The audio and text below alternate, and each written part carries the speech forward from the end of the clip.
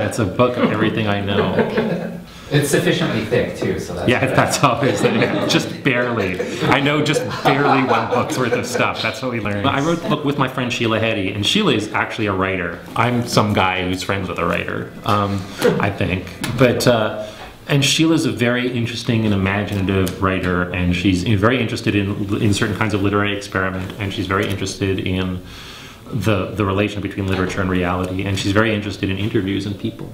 So and she likes me, and so she just had this idea. She was like, I'd like to write a book that's a book of everything you know. It's a very weird book. I mean, it's a self-help book for people who don't think they need help was one. I don't know. There's a lot of like, there's and meaner, but there's a lot of.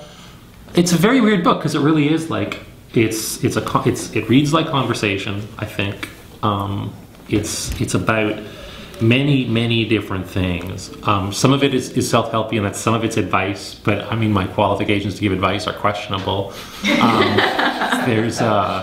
There's a lot of stuff about like the improv games I do, and like, so there's like advice. It's really funny because it's like, if you're running a sound improvisation class, here are some exercises you might try. Or if I used to teach these classes in charades, so it's like, if you're teaching a class on how to play charades, here's how you might want to do it. But it's like, no one in the world has ever taught a class in charades except me, so it's really not clear who that advice might be for, you know. And then there's stuff about, a little bit of stuff about the conferences. There's a bunch of stuff about like this sort of theme of conflict resolution and understanding other people's points of view.